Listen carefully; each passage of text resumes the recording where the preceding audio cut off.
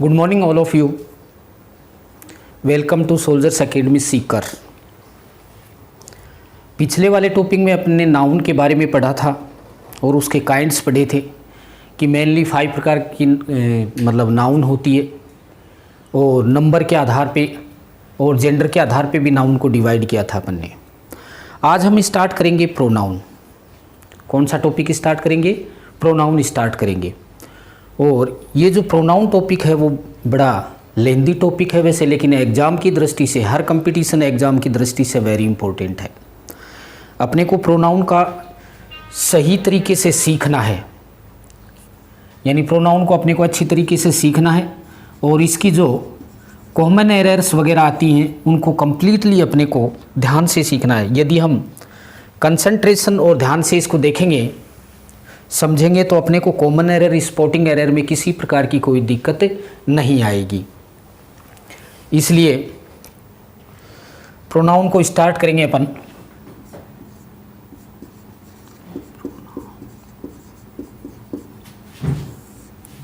Pronoun, अब देखो pronoun होता क्या है, what is the definition of pronoun, यानी प्रोनाउन की डेफिनेशन क्या होती है। तो देखिए, इन stand of noun, in stand of noun, in stand of a noun, in stand of a noun, यानी नाउन के स्थान पर, नाउन की जगह, इन स्टैंड ऑफ ए नाउन। कुछ मैं एग्जाम्पल्स राइट कर रहा हूँ, उसके माध्यम से अपन सीखेंगे कि प्रोनाउन क्लियर कैसे हो, अच्छी तरह से अपने को कैसे समझ में आए। तो मैं पहले इनके कुछ एग्जाम्पल्स राइट कर रहा हूँ, उसके बाद अपन इसकी डेफिनेशन राइट करेंगे। चलिए जी। Ram is a good boy, good boy. Second example, the lion fought, the lion fought bravely. Third, students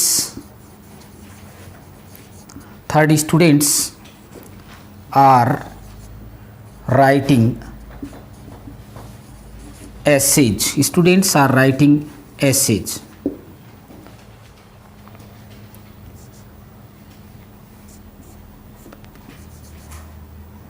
Baby is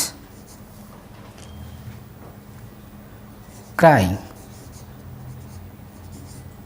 baby is crying. अपन ने ये 4 सेंटेंस यहाँ राइट किए हैं। Ram is a good boy, the lion fought bravely, students are writing essays, baby is crying. तो अपन इन sentence का अपन देखते हैं, इसका स्ट्रक्चर देखते हैं, यानी पार्ट्स ऑफ स्पीच कौन कौन से काम में लिए गए हैं। तो यहाँ देखिए, नाउन के रूप में राम आया है, नाउन है। बॉय भी यहाँ क्या है, नाउन है, पार्ट्स ऑफ स्पीच में नाउन। द लायन यहाँ नाउन हुआ है। ब्रेवली तो देखो एडवर्ब हो गया, क्या हो गया, एडवर्ब। ठीक है। स्टूडेंट्स आर राइटिंग एसेज, तो यहाँ स्टूडेंट्स है, नाउन है, ध्यान से देखें। और बेबी यहाँ नाउन है। मैंने एक शुरुआत में प्रोनाउन के बाद में ये लिखा कि in stand of a noun, यानी in stand of a noun के मतलब है कि यदि हम नाउन की जगह दूसरे शब्दों को यूज करते हैं वो प्रोनाउन होते हैं। जैसे राम, तो राम के लिए अपन ही ले सकते हैं, ही। द लायन, तो जानवरों के लिए, एनिमल्स के लिए अपन ईट लेते हैं, क्या लेते हैं, ईट लेते हैं।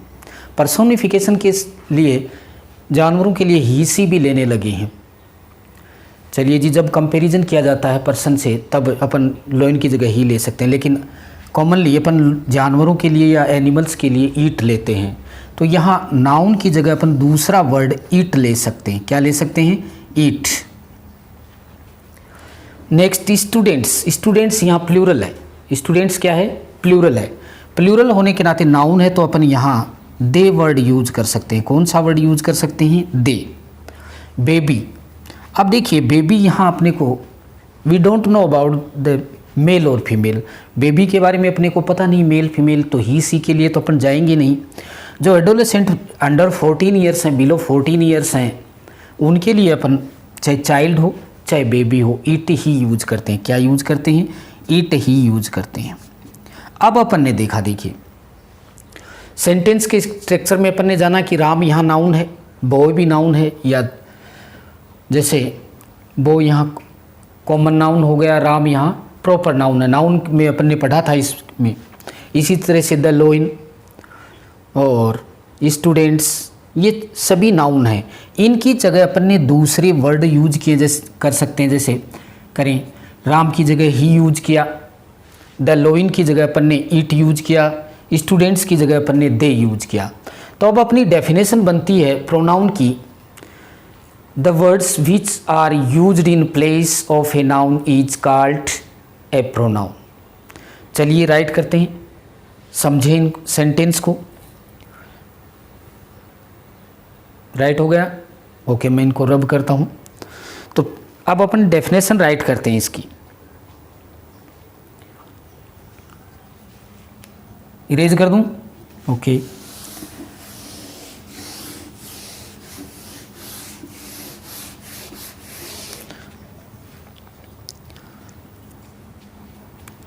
तो देखिए pronoun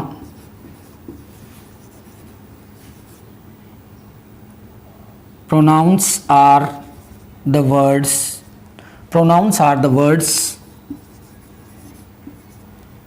which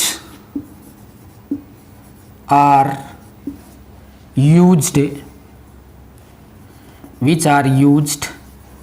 in place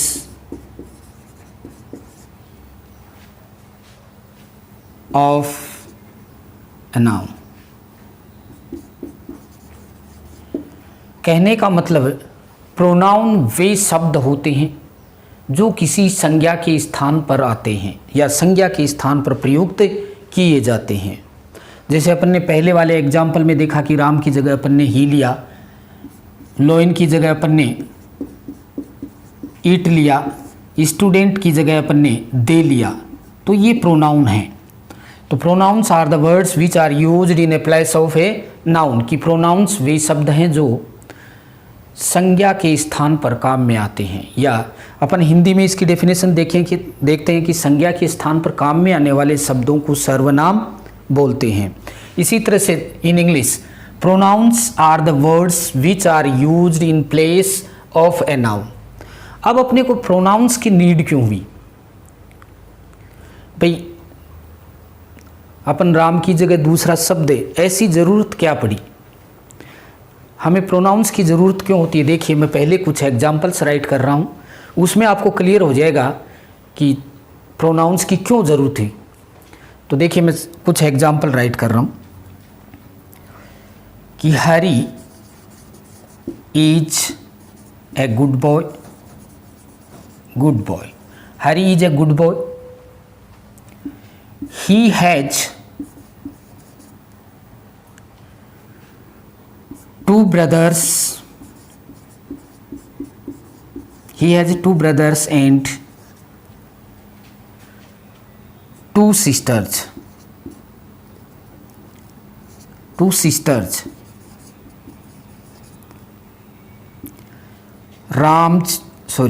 Hari's father is a teacher. देखिए अपन ने सेंटेंस लिखा, यहाँ पर बोर्ड पे राइट किया मैंने, ध्यान देना। Hari is a good boy.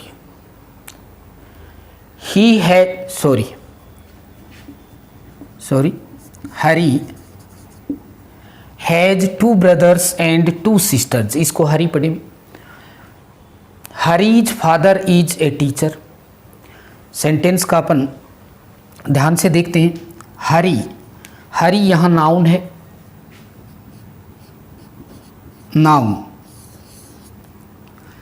Sentence में आगे चलते हैं। Hari is a good boy. Hari has, यहाँ भी सेंटेंस में फिर से नाउन।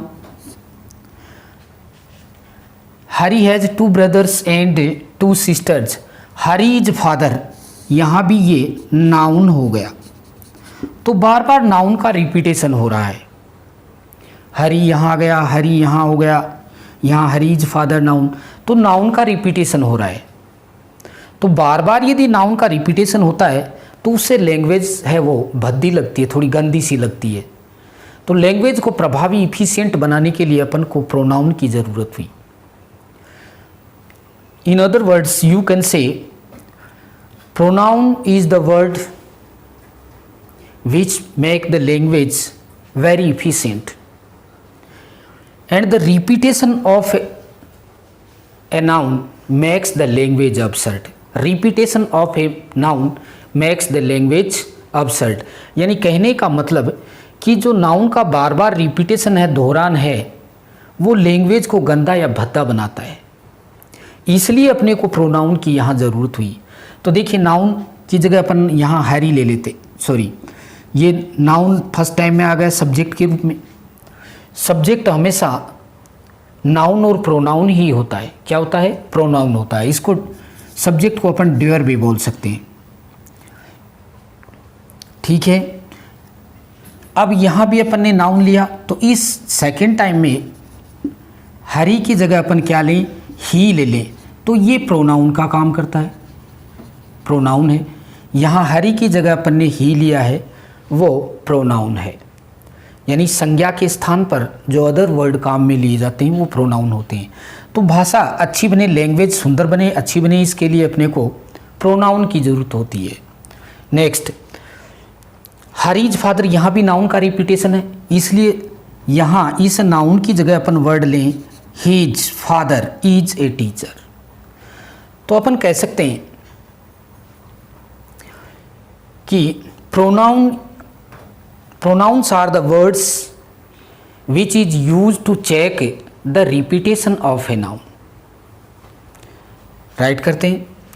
इस एग्जाम्पल से क्लियर है कि बार बार नाउन का रिपीटेशन हो रहा है, जिससे लैंग्वेज है वो शानदार नहीं बन रही है, अच्छी नहीं, इफिशिएंट नहीं बन रही है, इसलिए अपन ने प्रोनाउन यूज किया। तो अपन कह सकते हैं दूसरे शब्दों में प्रोनाउन के लिए कि pronouns are the words which are used to check the repetition of a noun। यानी प्रोनाउन वे शब्द हैं जो नाउन के रिपीटेशन को रोकते हैं। चलिए जी, अब अपन देखते हैं kinds of noun, pronoun, kinds of pronoun. ये एग्जाम्पल से क्लियर है, चलो लिख देते हैं। Pronoun is a word, pronoun is a word which is, pronoun is a word which is used to check the repetition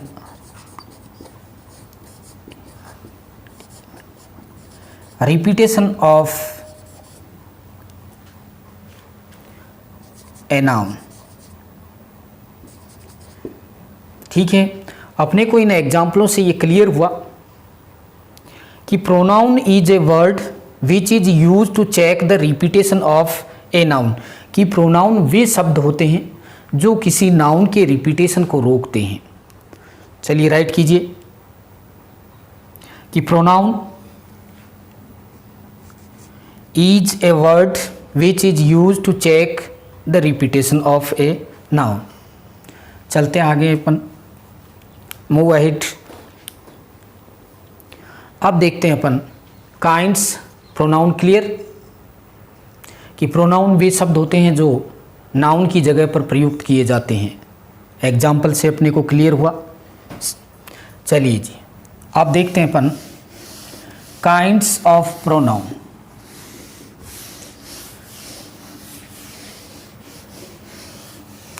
kinds of pronoun.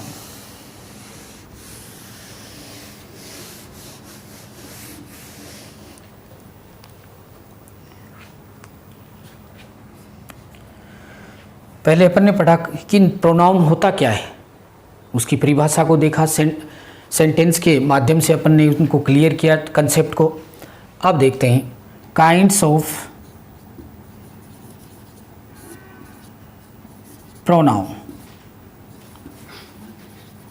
Kinds of pronoun देखिए, first है personal pronoun. Personal pronoun Hindi में इसको बोलते हैं पुरुषवाचक सर्वनाम। हिंदी में कौन सा बोलते हैं? पुरुषवाचक सर्वनाम। हिंदी में बोलते हैं इसको पुरुषवाचक सर्वनाम, जिसमें पुरुष पर्सन काम में लिए जाते हैं। पर्सनल प्रोनाउन होती है। कौन सी प्रोनाउन होती है? पर्सनल, जैसे I, me, we, you, they, first person, second person और थर्ड पर्सन यूज होते हैं, वो personal pronoun. Second, possessive. Possessive pronoun. Possessive pronoun को हिंदी में बोलते हैं अधिकारवाचक सर्वनाम। कौन सा बोलते हैं? अधिकारवाचक सर्वनाम, जिसमें पोजीशन को दर्शाया जाता है, स्वामित्व दर्शाया जाता है। Third,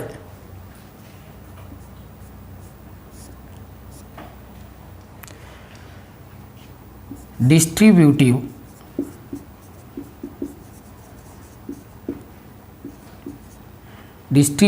pronoun. Distributive pronoun Hindi में इसको बोलते हैं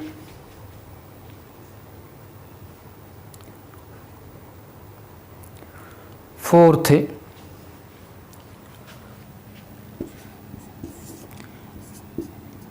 एम्फेटिक।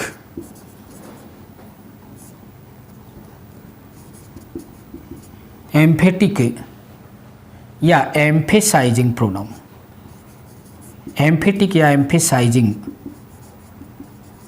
प्रोनाउन हिंदी में इसको बोलते हैं एम्फेटिक यानी दबाव, प्रेशर। ठीक है, एम्फेसाइजिंग प्रोनाउन। फिफ्थ आती है अपनी reflexive pronoun. Reflexive pronoun. Number 6,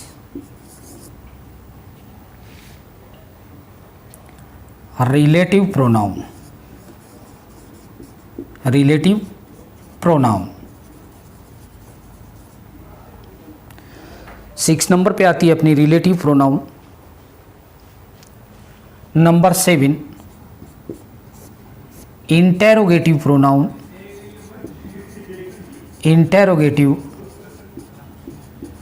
pronoun. Interrogative pronoun यानी प्रश्नात्मक pronoun. Number 8, indefinite pronoun. Indefinite pronoun.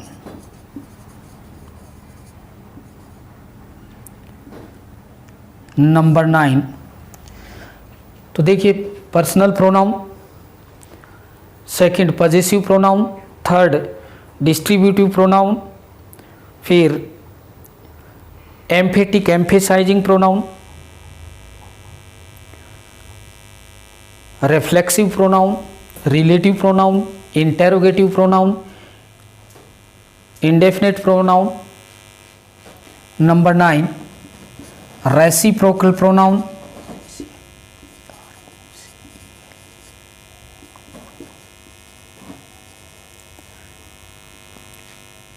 इस तरह से ये प्रोनाउन है, यानी फर्स्ट जो आती है अपनी personal pronoun, second possessive pronoun, third demonstrative pronoun, emphatic, relative, interrogative, indefinite, distributive, और डेमोन्स्ट्रेटिव नंबर 10 पे आता है डेमोन्स्ट्रेटिव प्रोनाउन। कौन सा प्रोनाउन? Demonstrative pronoun. ये अपन ने काइंड्स ऑफ प्रोनाउन, चलिए जी कुछ के मैंने हिंदी में लिखे हैं, चलो बता देते हैं, ओरली बता देते हैं। काइंड्स ऑफ प्रोनाउन, प्रोनाउन के प्रकार में अपन ने देखा फर्स्ट पर्सनल प्रोनाउन, जिसमें पर्सन यूज होते हैं यानी पुरुषवाचक सर्वनाम जिसको बोलते हैं। पजेसिव प्रोनाउन जिसमें स्वामित्व को दर्शाया जाता है।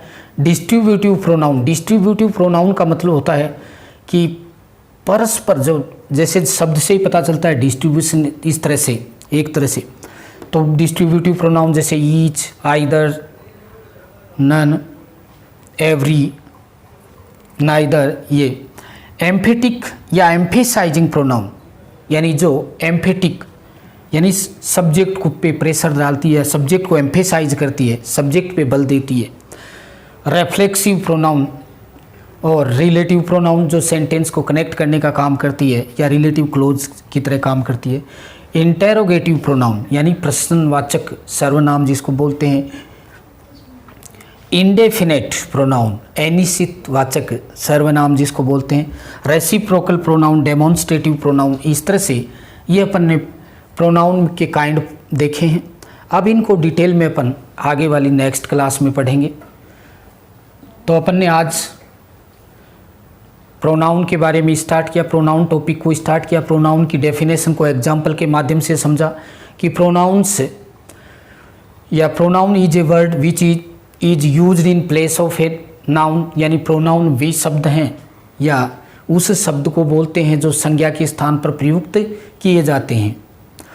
फिर इसका यूज क्यों करते हैं? क्योंकि pronoun is a word which is use to check the repetition of a noun, यानी ये सेंटेंस में नाउन के रिपीटेशन को रोकती है, इसलिए इसका प्रयोग किया जाता है। और फिर अपन ने देखा काइंड्स ऑफ प्रोनाउन, यानी प्रोनाउन के प्रकार कितने होते हैं। तो यहाँ अपन ने देखा कि personal pronoun, possessive pronoun, distributive pronoun, emphatic emphasising pronoun, reflexive pronoun, relative pronoun, interrogative pronoun, indefinite pronoun, reciprocal pronoun, demonstrative pronoun. इस तरह से अपन यहाँ there are 10 kinds of pronouns को देखा। अब अपनी इसकी डिटेल में अगली क्लास में पढ़ेंगे। वीडियो चैनल को सब्सक्राइब और कमेंट ज़रूर देना ताकि आपको अगला नोटिफिकेशन जल्दी मिले। और जितने भी आपके डाउट हैं वो बिल्कुल क्लियर किए जाएंगे। कंसेप्ट को ध्यान से पढ़ना है, सीखना है, और जो क्विज या क्वेश्चंस PDF में दिए जाते हैं उनको सॉल्व करना है ताकि आपको अच्छी तरह से कंसेप्ट क्लियर हो। थैंक्स।